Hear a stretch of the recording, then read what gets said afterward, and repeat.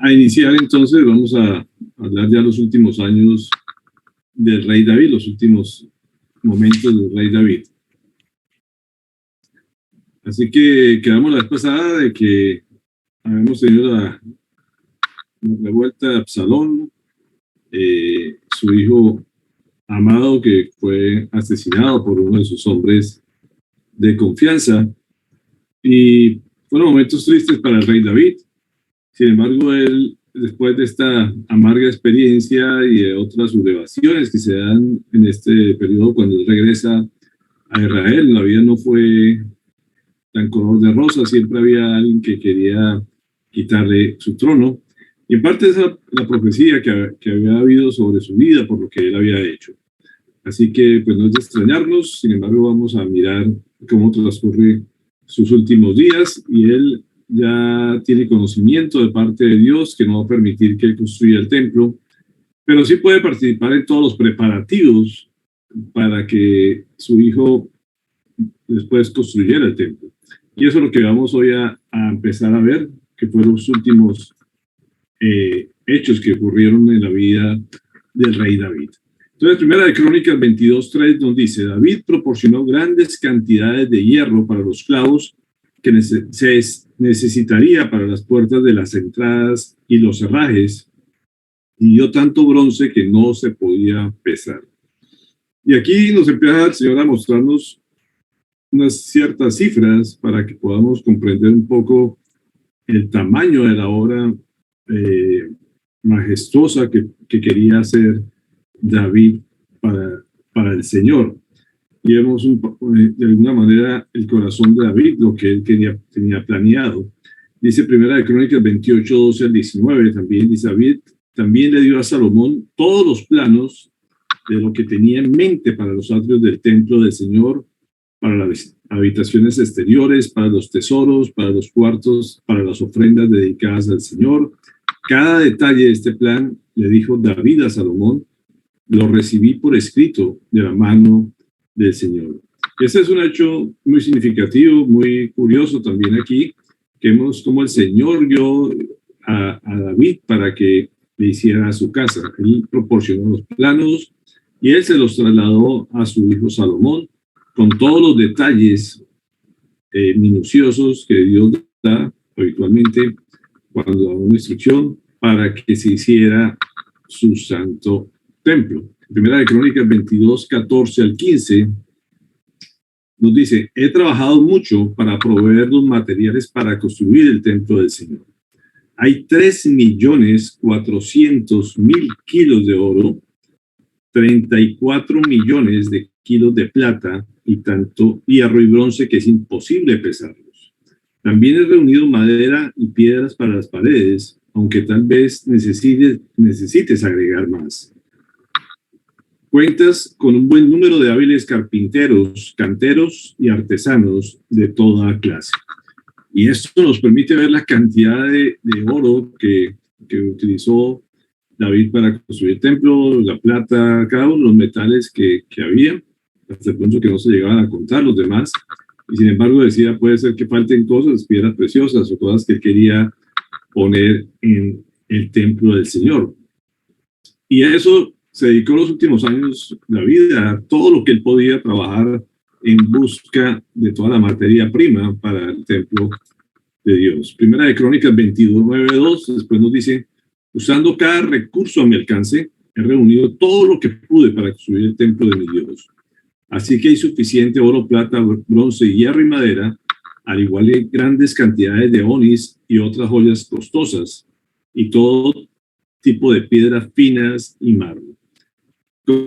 Como quien dice, David no se guardó absolutamente nada para hacerlo mejor para el Señor. Y eso vemos de alguna manera ya el valor que tenía para él el Señor. Podemos ver el corazón que él tenía hacia Dios, que él quería entregar todo su esfuerzo y todos sus recursos, tanto físicos como de tiempo y de trabajo, para el Señor. Después en Primera de Crónicas 29:3 dice: ahora, debido a la devoción que tengo por el templo de mi Dios, entrego todos mis propios tesoros de oro y de plata para ayudar en la construcción. Esto es además de los materiales de construcción que ya he reunido para su santo templo. Entonces, como vemos, no eran simplemente los tesoros del rey que se utilizaban o todo el reinado para la obra del Señor, sino los recursos personales que tenía David. O sea, él entregó todo lo que tenía para que se construyera la principal obra que podía dejar su reinado, que era dejar la materia prima para que su hijo lo construyera. Ni siquiera era para la gloria del propio David, era para la gloria del Señor, que iba a ser trabajado por su hijo. Después del versículo 5 y 6 dice, y para los demás trabajos en oro y plata que harán los artesanos. Ahora bien, ¿quién de ustedes seguirá mi ejemplo? Y hoy darán ofrendas al Señor. Entonces los jefes de familia, los jefes de las tribus de Israel, los generales y capitanes del ejército y los funcionarios administrativos del rey, todos ofrendaron voluntariamente. Entonces vemos el liderazgo de David, el ejemplo que da David, que eso estimuló al resto del pueblo, a todos los jefes, para que ellos también sacaran de sus recursos y pusieran todo su esfuerzo para la obra del Señor. Y esto es un tema digno de mencionar por el liderazgo que él ejercía en la gente. Como vemos, ese ejemplo hacía que la gente respondiera voluntariamente y todos fueron convocados con el mismo propósito de que ahí en adelante la gente trabajara para el Señor. Después del versículo 7 y 9 nos dice, para la construcción del templo de Dios donaron alrededor de 170,000 kilos de oro. Entonces, se pueden imaginar esto, lo que significa 10,000 monedas de oro, 340,000 kilos de plata, 612,000 kilos de bronce y 3,400,000 kilos de hierro. También contribuyeron con gran cantidad de piedras preciosas que se depositaron en el tesoro de la casa del Señor, al cuidado de Jehiel, un descendiente de Gersón. El pueblo se alegró por las ofrendas, porque había dado libremente y de todo corazón al Señor, y el rey David se llenó de gozo. Y esto es emocionante, ver la respuesta de las personas, como vemos aquí, y el detalle que el Señor nos permite conocer de cada material que se utilizó, de la cantidad de material que la gente donó. Y sobre todo nos permite ver el gozo del pueblo, el gozo de David, al ver la respuesta de su reino. Así que todo el pueblo está básicamente alrededor de esta obra majestuosa, que como digo, le iba a empezar a hacer su hijo Salomón. Y aquí viene uno de los textos más bellos que podemos encontrar con palabras del rey David, creo que es una de las oraciones más bellas que uno puede encontrar en la Biblia, que está en el versículo 10 de este mismo capítulo de Crónicas. Y vale la pena detenernos un momento a escuchar todo lo que David le dice al Señor. Dice, luego David alabó al Señor en presencia de toda la asamblea. Podemos imaginarnos todo el pueblo reunido, escuchando las palabras del rey David. Dice, oh Señor, Dios de nuestro antepasado Israel, que seas alabado por siempre y para siempre. Tuyos, oh Señor, son la grandeza, el poder, la gloria, la victoria y la majestad. Todo lo que hay en los cielos y en la tierra es tuyo, oh Señor, y este es tu reino. Te adoramos como el que está por sobre todas las cosas. La riqueza y el honor solo vienen de ti, porque tú gobiernas todo. El poder y la fuerza están en tus manos, y según tu criterio la gente llega a ser poderosa y recibe fuerzas. Oh Dios nuestro, te damos gracias y alabamos tu glorioso nombre. Pero ¿quién soy yo y quién es mi pueblo para que podamos darte algo a ti? Todo lo que tenemos ha venido de ti, y te damos solo lo que tú primero nos diste. Estamos aquí solo por un momento, visitantes extranjeros en la tierra, al igual que nuestros antepasados. Nuestros días son sobre la tierra como una sombra pasajera, pasan pronto sin dejar rastro. Oh Señor, nuestro Dios, aún estos materiales que hemos reunido para construir un templo para honrar tu santo nombre, vienen de ti. Todo te pertenece. Yo sé, mi Dios, que tú examinas nuestro corazón y te alegras cuando encuentras en él integridad. Tú sabes que he hecho todo esto con buenas intenciones y he visto a tu pueblo dando sus ofrendas por voluntad propia y con alegría. Oh Señor, Dios de nuestros antepasados, Abraham, Isaac e Israel, haz que tu pueblo siempre desee obedecerte. Asegúrate que su amor por ti nunca cambie. Dale a mi hijo Salomón el deseo de obedecer de todo corazón tus mandatos, leyes y decretos, y de hacer todo lo necesario para edificar este templo para el cual he hecho estos preparativos. Son las palabras de un hombre que ha tenido que pasar por mucha experiencia de la vida, que su madurez espiritual y su madurez ya física, emocional, en todos los aspectos, él tiene perfectamente claro lo que es del Señor, lo que Dios permite. Él reconoce que no hay nada por esfuerzos propios y que nada hemos hecho, que simplemente todo lo recibimos del Señor, que uno solamente le devuelve algo o poco de lo que Él nos ha dado, y que la vida es pasajera, que la vida pasa y es muy poco lo que a veces podemos hacer para el Señor. Simplemente, pues, como vemos acá, simplemente quiere dejar una pequeña muestra, un pequeño legado, pero sobre todo pide porque la gente siga siendo obediente, para que su hijo siga siendo obediente y que sea utilizado para gobernar con sabiduría a su pueblo. No solamente sabe lo que se le viene a su hijo por su experiencia propia, y él quiere dejar lo mejor para su hijo, su mejor legado. Creo que es una preocupación o algo que cada quien debiera tener en la vida, precisamente es estar pendiente del legado que le vamos a dejar a los que vienen atrás de nosotros en nuestra fugaz vida, lo rápido que pasan los años y lo que, como dice aquí, es una sombra, es básicamente una sombra, dice aquí, pasajera y que no se deja mucho rastro. Y esa es la verdad que es la vida de la mayoría de personas. Pero cuando uno da un ejemplo, que es el mayor legado que puede dar uno, pues eso se transmite de generación en generación. Y esto es lo que uno ve que David simplemente es agradecido y que solamente quiere que su hijo siga por los caminos que él aprendió a andar en su vida. Por último, cierra el versículo 20 diciendo: después David le dijo a toda la asamblea, alaben al Señor su Dios. Y todos en la asamblea alabaron al Señor, Dios de sus antepasados, y se inclinaron y se arrodillaron ante el Señor y ante el rey. Y esto es emocionante al ver que ese fervor con que la alababa fue contagioso, y su pueblo todos reconocieron a quien debían honrar después de haber hecho tantas cosas inapropiadas. Por fin se rinden ante el Señor, se rinden ante su rey, y todos en conjunto alaban al Señor. Y uno diría, sería un momento ideal para que ya David partiera y se fuera dejando ese legado.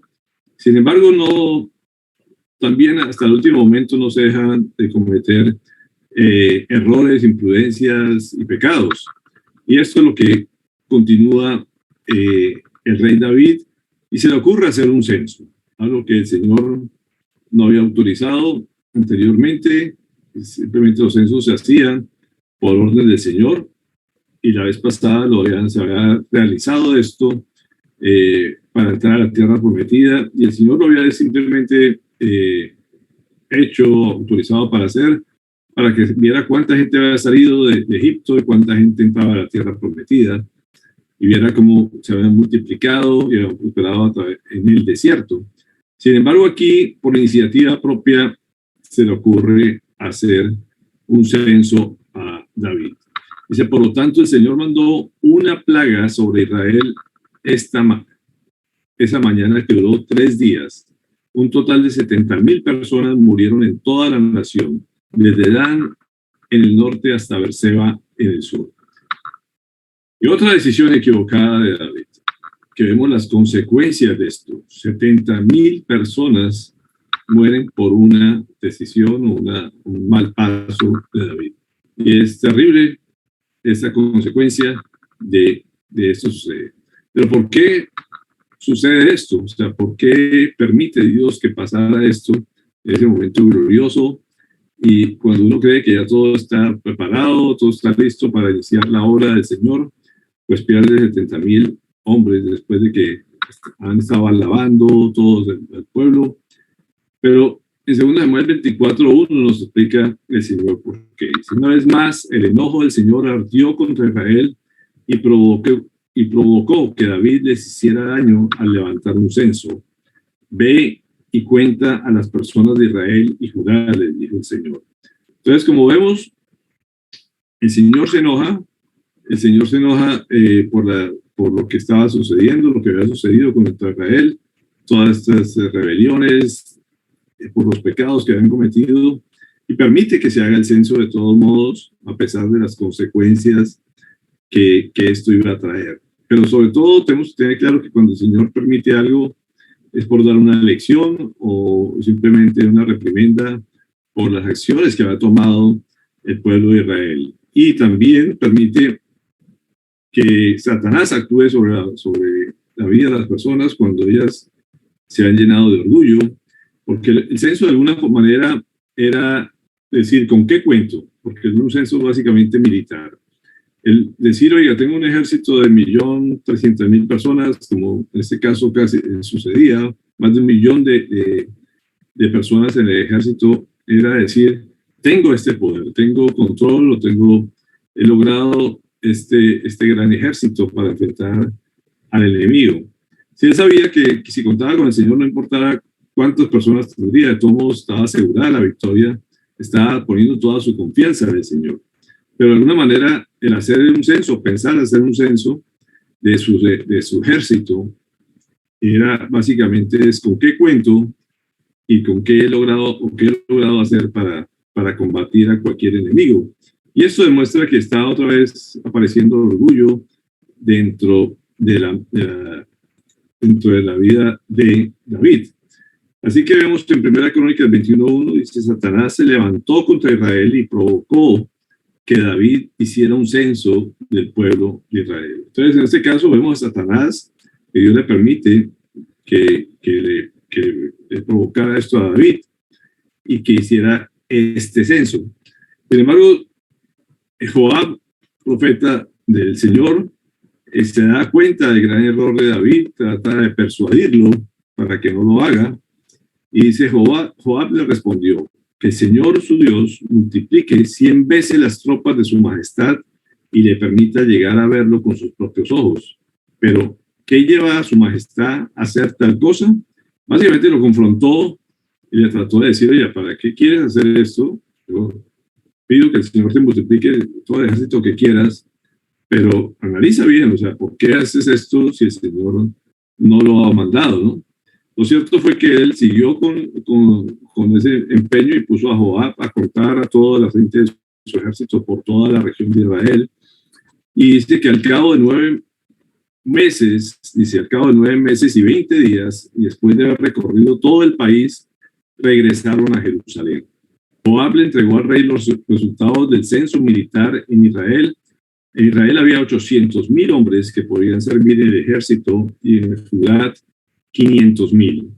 Entonces le remordió a David la conciencia por haber realizado este censo militar y le dijo al Señor, he cometido un pecado muy grande, he actuado como un necio. Yo te ruego, Señor, que perdones la maldad de tu siervo. Nuevamente, David comete un grave error, ha sido necio, toma una decisión equivocada y él le pide otra vez perdón, él reconoce que ha sido necio, reconoce su error y le pide perdón otra vez al Señor. Pero el Señor le manda un mensaje muy curioso a David.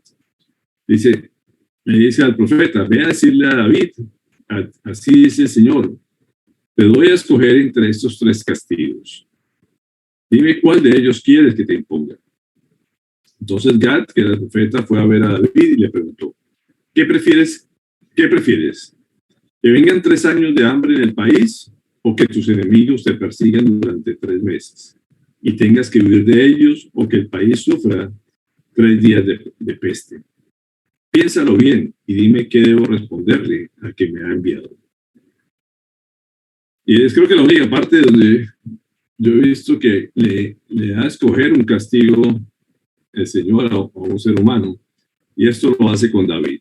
Y de alguna forma es probar el corazón. No sé qué cada uno de ustedes qué respondería ante estas opciones.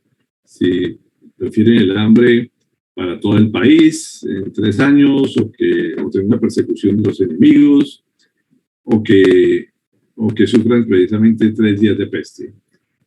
Y uno diría, será está hablando de años, de meses, de días, escoge el castigo más corto, pero la razón que él da es también interesante. Dice en 2 Samuel 24:14, estoy entre la espada y la pared, respondió David, pero es mejor que caigamos en las manos del Señor, porque su amor es grande, y no que yo caiga en las manos de los hombres. De alguna manera él sabía que el hambre era cuestión de que los enemigos los acecharan y quitaran los cultivos, seguramente, o como la segunda opción era que los enemigos lo persiguieran otra vez y tener que huir nuevamente de su reino. Y era con su expresión humana, pero las enfermedades como tal, la peste, era una obra del Señor. Y él lo analiza de esa manera. No sé si el tiempo tendría que ver algo en la decisión, como les decía. Lo cierto es que él escoge la tercera opción, que era la peste. No le dijo cuántas personas iban a morir ni qué tipo de peste, qué peste se iba a tratar. Pero eso me hace reflexionar un poco en cuanto a lo que hemos estado pasando. Si la gente le dijera quiere una guerra, quiere que le bloqueen los puertos, las cosas, o prefieren una peste, un COVID como estamos viviendo, pues no sabemos cuál de esas tres tendríamos de pronto que escoger, pero uno dice, bueno, si la peste está controlada por el Señor, pues podemos tomar la misma opción del Señor. Es más grande el amor del Señor que caer en el odio de los hombres. Y esta fue la escogencia de David. Dice el versículo 16, dice, sin embargo, cuando el ángel se disponía a destruir Jerusalén, el Señor desistió y le dijo al ángel de la muerte, detente, ya es suficiente, ya han pasado 70,000 muertes. En ese momento el ángel del Señor estaba junto al campo de trillar de Arauma, el Jebuseo. Cuando David vio al ángel, le dijo al Señor, soy yo el que pecó e hizo el mal, pero estas personas son tan inocentes como ovejas. ¿Qué han hecho? Que tu enojo caiga sobre mí y mi familia. Al tercer día de ver que la gente se moría, llegan 70,000 y que podía continuar toda la peste para toda la nación, él intercede por su pueblo porque él sabía que el error lo había cometido él, no el pueblo, y está pidiendo que todo el peso caiga sobre él. Creo que es peor ver que por las cosas que uno ha hecho tengan que pagar otros. Así que valientemente implora al Señor que todo el peso del castigo caiga sobre él y además sobre su familia, algo que sería algo muy doloroso. Pero esto le movió el corazón de todos modos al Señor. Segunda de Samuel 24, 23 al 25 nos dice, todo esto se lo doy a usted, que el Señor su Dios vea su majestad con agrado. Pero el rey le respondió a Arauna, eso no puede ser. No voy a ofrecer al Señor mi Dios holocaustos que nada me cuesten. Te lo compraré todo por su precio justo. Fue así como David compró la parcela y los bueyes por 50 monedas de plata, y allí construyó un altar al Señor y ofreció holocaustos y sacrificios de comunión. Entonces el Señor tuvo piedad del país y se detuvo la plaga que estaba afligiendo a Israel. Y esto es un dato interesante y curioso, porque la cámara fue la que se desconectó ahora. Es un dato interesante, curioso lo que está pasando aquí. El Señor, cuando ve esto, permite que David vea el ángel destructor que había sobre la ciudad, y en el mismo sitio donde estaba el ángel en ese momento y que detuvo la mano del Señor, Dios le pide que haga un altar del Señor. Pero este terreno donde estaba el ángel parado era de propiedad privada de este hombre que describe como Arauna. Así que cuando él le pide que quiera hacer un altar en ese lugar, como el Señor se lo había pedido, él se lo ofrece en forma gratis. Y David responde que no estaría bien darle algo gratis al Señor, que él quiere pagar un precio por eso.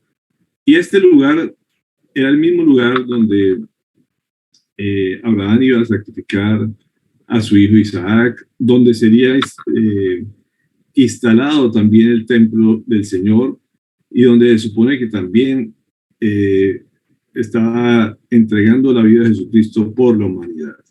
Así que es un lugar muy especial que fue comprado, que no fue tomado a la fuerza ni regalado por hombres, fue comprado por el mismo rey David para allí construir el altar, y sobre este lugar también se construyó el templo de Israel, que es hacia el sur de lo que se conoce hoy como la gran explanada del templo, que hasta hoy se encuentra ahí muy cerca a lo que todo el mundo conoce como el Domo de la Roca. Así que es un lugar que fue comprado por un precio del rey David, y esto le da propiedad también eterna. Por eso vemos en Romanos 3:25 que dice: pues Dios ofreció a Jesús como el sacrificio por el pecado. Las personas son declaradas justos a los ojos de Dios cuando creen que Jesús sacrificó su vida al derramar su sangre.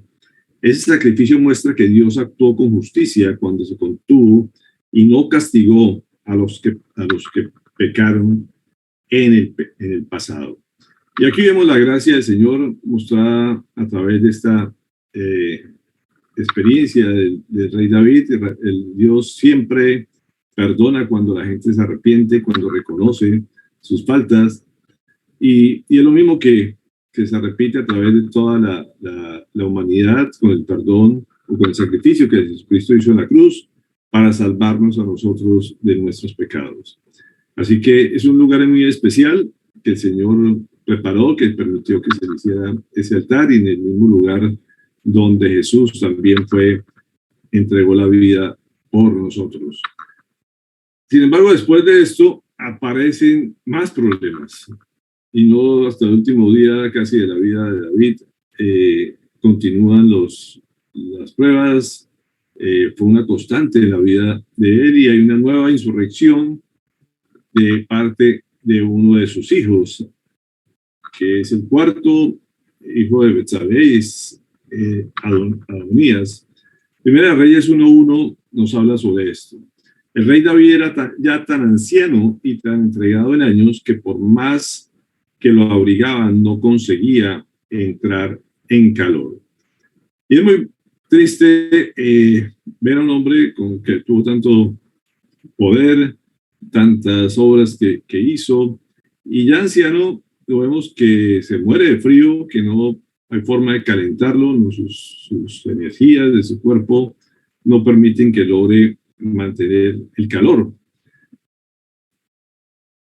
En Primera Reyes 1:15 nos dice: Betsabé se dirigió entonces a la habitación del rey. Como este ya era muy anciano, también nos confirma eso, lo atendía Abisac la Susamita. ¿Quién es Abisac Susamita?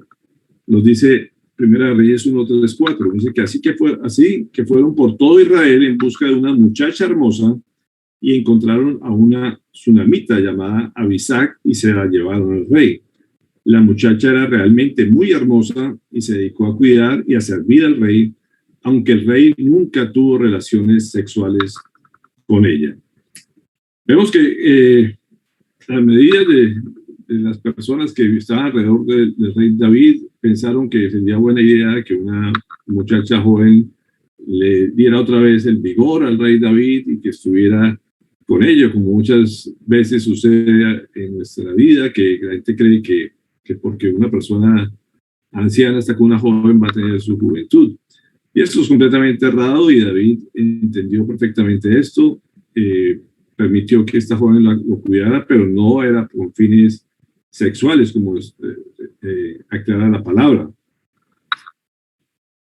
Y aquí vemos que otra de las mujeres que había tenido el rey David, Adonías, dice la mamá de Adonías, dice, cuya madre fue Jaquit, se llenó de ambición y dijo: yo voy a ser rey. Por lo tanto, consiguió carros de combate, caballos, 50 guardias de escolta. Adonías era más joven que Absalón y muy bien parecido. como David su padre nunca lo había contrariado ni le había pedido cuentas de lo que hacía, Adonías se confabuló con Joab, hijo de Sarvia, y con el sacerdote Abiatar, y estos le dieron su apoyo. Entonces vemos otro de los hijos de David, Adonías, que también se llena de ambición. Su madre le pone esto en su corazón, pero vemos también, nos describe que algo que seguramente David falló, que nunca le puso límites a este muchacho de joven, aparentemente o confiaba mucho o era muy descuidado. Lo cierto es que describe que nunca le había pedido cuentas de nada, ni tenía control sobre él, y esto sucede también y nos muestra lo que es un padre que a veces por sus múltiples labores abandona su deber de padre. Así que ahí está recibiendo también un resultado de su ausencia, y un hombre que se une al sacerdote. También se confabula con el sacerdote y con personas de sus jefes militares para darle un golpe de estado, podríamos decir así, al rey David. Sin embargo, el Señor había hecho unas promesas a David, y a través de otro sacerdote, que ahorita vamos a mirar el versículo 17, dice: mi Señor juró por el Señor su Dios a esta servidora suya, contestó Betsabé, que mi hijo Salomón sucediera en el trono a su majestad.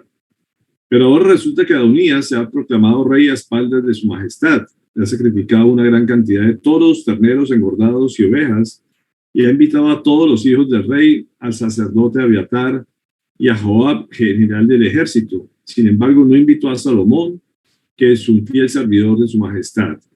Mi rey, mi señor y rey, todo Israel está a la expectativa y quiere que usted le diga quién lo sucederá en el trono. De lo contrario, tan pronto como su majestad muera, mi hijo Salomón y yo seremos acusados de alta traición. Mientras Betsabé hablaba con el rey, llegó el profeta Natán, y el rey se enteró de su llegada. Entonces Natán se presentó ante el rey y, arrodillándose, le dijo. Entonces, hasta aquí vemos que Natán, que era un hombre de Dios, le avisó a Betsabé que intercediera y que buscara al rey para que le recordara que Dios había designado ver a Salomón y no a Adonías. Así que ella va con el rey, le explica esta situación al rey, y detrás de ella viene Natán, que le dice al Señor: mi señor y rey, ¿acaso ha decretado usted que Adonías lo suceda en el trono? Pregunto esto porque él ha ido hoy a sacrificar una gran cantidad de toros, terneros engordados y ovejas. Además, ha invitado a todos los hijos de su majestad, a los comandantes del ejército y al sacerdote Abiatar. Y allí están todos ellos comiendo y bebiendo y gritando en su presencia: ¡viva el rey Adonías! Sin embargo, no me invitó a mí, que estoy al servicio de su majestad, ni al sacerdote Sadoc, ni a Benaías, hijo de Joiada, ni a Salomón, que es un fiel servidor de su majestad. ¿Será posible que mi señor y rey haya hecho esto sin dignarse comunicarles a sus servidores quién lo sucederá en el trono? Y era una forma de recordarle a David en sus años ancianos lo que estaba sucediendo, y como pedirle aclaración si él estaba enterado y estaba permitiendo esto. Y nos permite ver a unos hombres que anteriormente habían sido fieles al rey David, como Abiatar. Él fue de los únicos sobrevivientes en esa matanza que hubo de todos los sacerdotes, y que también lo ayudó en estas subidas frente a David.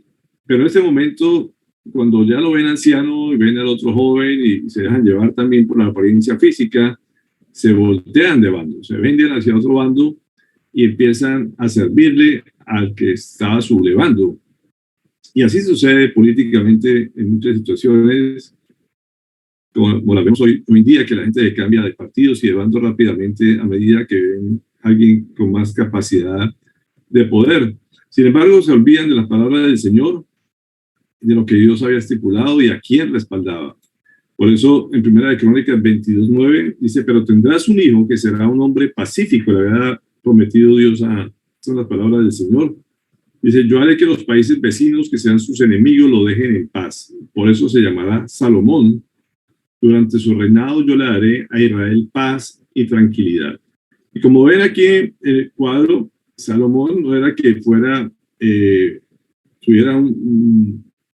por orden jerárquico, por orden sucesoral, el más opcionado para eso. Al contrario, lo vemos aquí en esta lista, que es el último de los hijos, el cuarto hijo que tenía Betsabé, una de las esposas del rey David. Como vemos, él tuvo múltiples mujeres, pero vemos que terminó fue con esta jovencita, solo en palacio, muerto de frío, y el Señor había escogido a Salomón y no a Adonías, que era por línea sucesoral más cercano, se podría decir, que está aquí en este lugar. Así que él podría considerarse mayor que Salomón, podría considerarse más opcionado para eso, pero el Señor había escogido en su misericordia, como lo hace con todos, a Salomón.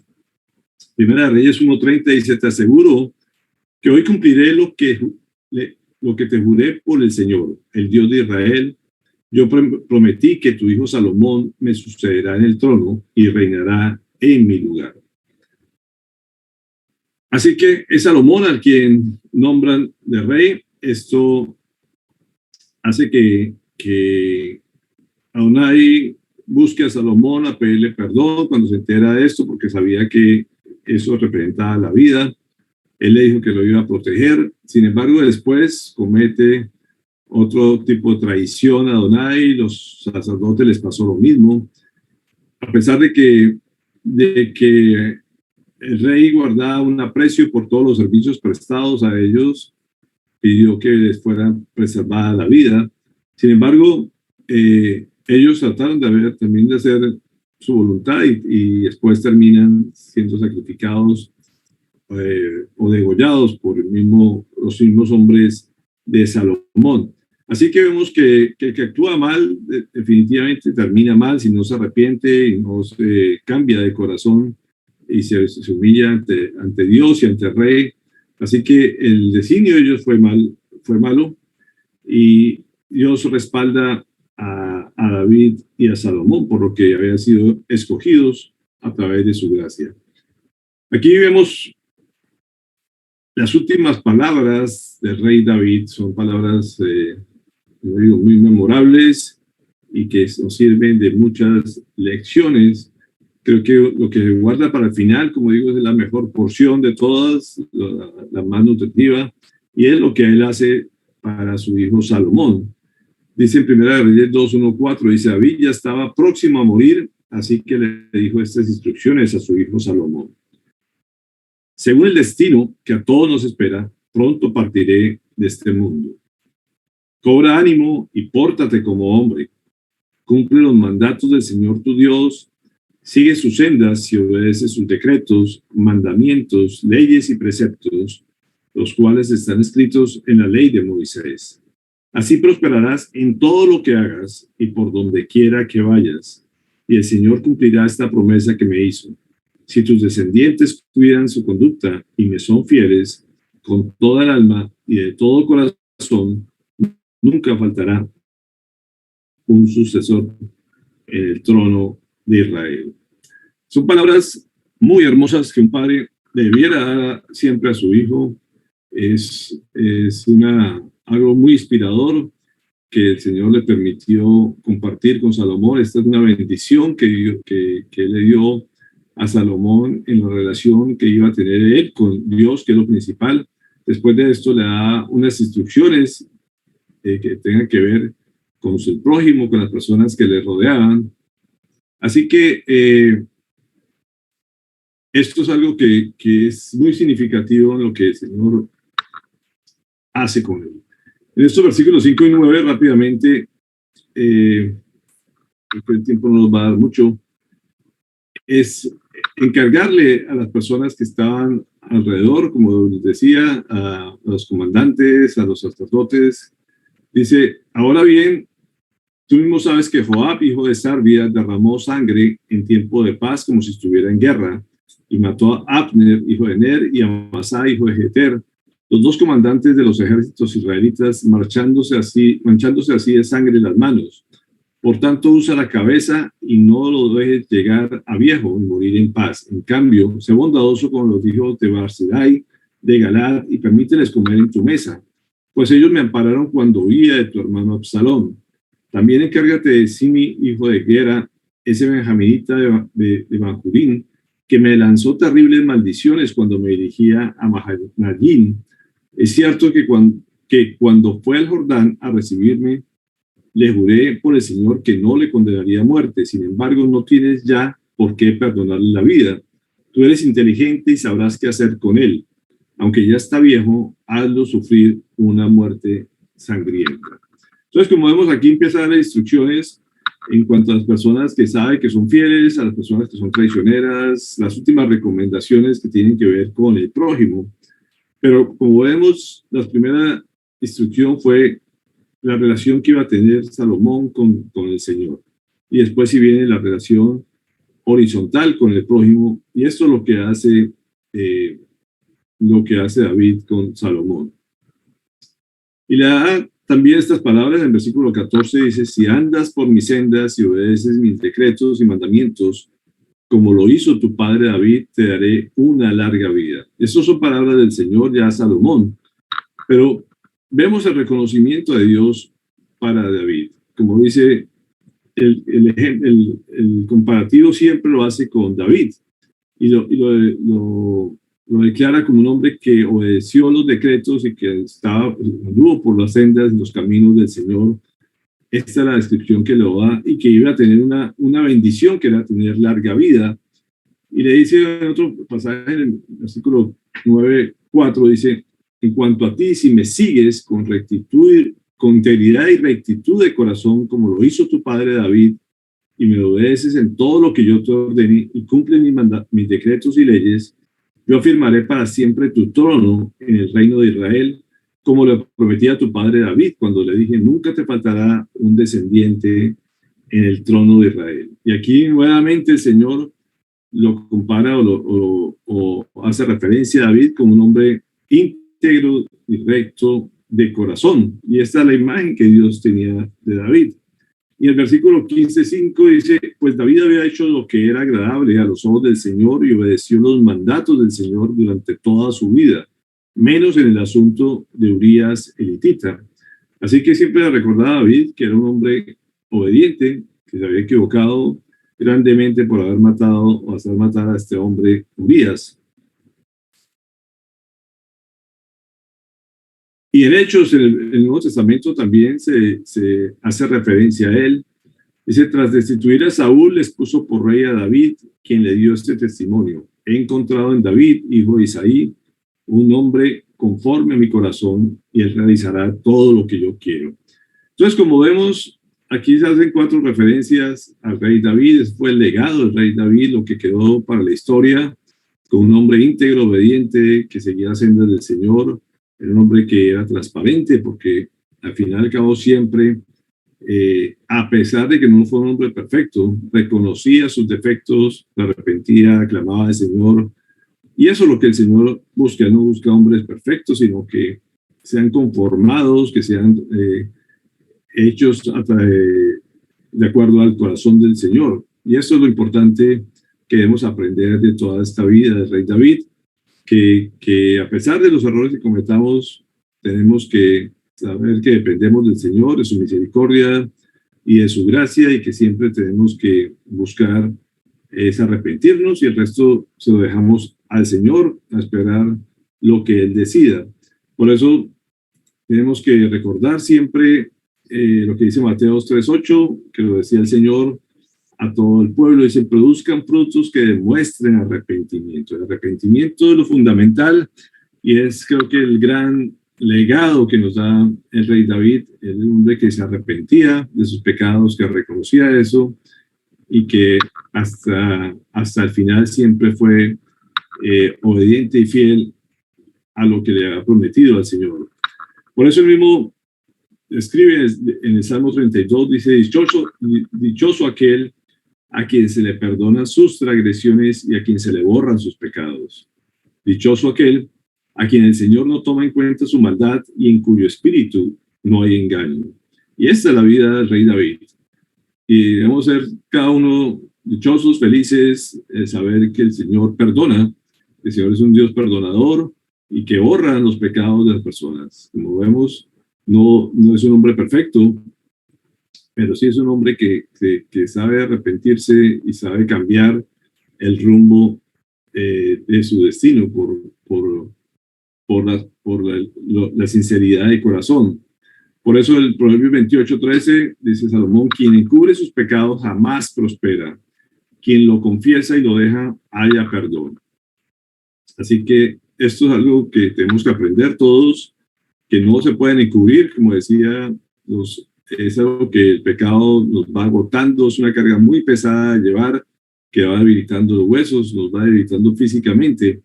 Así que es siempre importante la confesión para obtener el perdón de parte de nuestro Dios.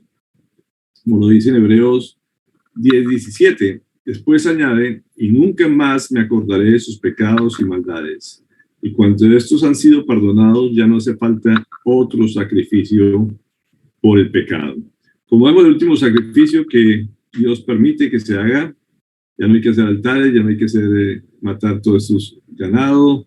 El sacrificio perfecto fue el que hizo Jesucristo, y dice: nunca más se acordarán de nuestros pecados, ya fuimos perdonados anticipadamente.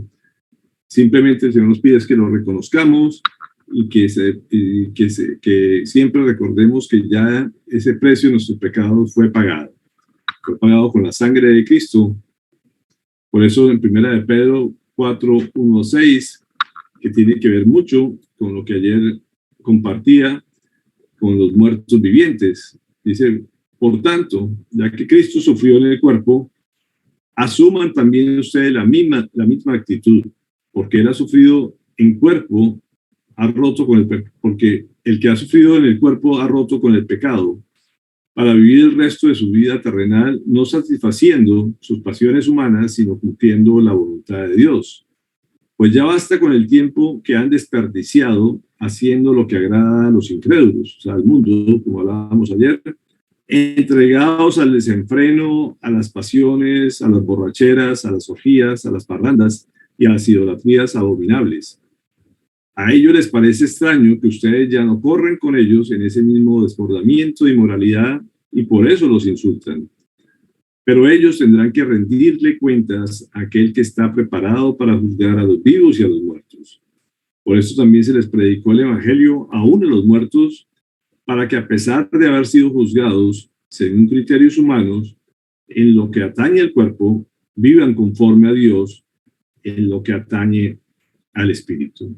Y aquí lo que Pedro está queriéndonos decir precisamente es que no podemos seguir dejándonos llevar por nuestra naturaleza pecaminosa, ni por lo que hace el mundo, porque esto sencillamente, al final, todo lo que hagamos va a ser juzgado por el Señor, como dice, pero ha permitido que se le llegue el evangelio a los muertos vivientes, a los que están muertos espirituales, para que se arrepientan, para que entreguen sus pecados y puedan vivir conforme a lo que Dios ha establecido, a sus mandamientos, para que tengan una larga vida y una vida eterna, como hablábamos ayer. Por eso quiero cerrar este mensaje de hoy con un recordatorio para cada uno de ustedes, que dice: examínense para ver si están en la fe, pruébense a sí mismos, no se dan cuenta de que Cristo Jesús está en ustedes, a menos que fracasen en la prueba. Y esto es un examen que uno tiene que estarse haciendo permanentemente para no reprobarlo. Y estamos en la fe, estamos pegados de Cristo, estamos viviendo una vida conforme a lo que el corazón de Cristo desea para nosotros, estamos haciendo su voluntad, somos íntegros, somos transparentes ante Él, si nos estamos arrepintiendo de los pecados que ya sabemos que el Señor nos ha dado conciencia, nos ha quitado ese velo que nos permite identificar lo que a Él no le agrada, identificar también lo que le agrada. Es algo que debemos estarnos examinando para ver si estamos en la fe adecuada, si confiamos plenamente en Él, si descansamos en Él, si sacamos los temores, la incredulidad, toda la idolatría que pueda haber en nuestro corazón. Es lo que el Señor nos invita a hacer, es que tomemos el ejemplo de David, que no nos pide que seamos perfectos, simplemente que reconozcamos nuestros pecados y que dejemos un legado para nuestros hijos, para nuestros nietos, para las próximas generaciones, y que nos recuerden como hombres que no hemos sido perfectos, pero que sí nos humillamos ante el Señor, que reconocimos nuestra maldad y que aceptamos su perdón a través del sacrificio de la cruz. Creo que es lo que el Señor quiere que comparte este día, y que nos pongamos todos a reflexionar en esto de la vida de David.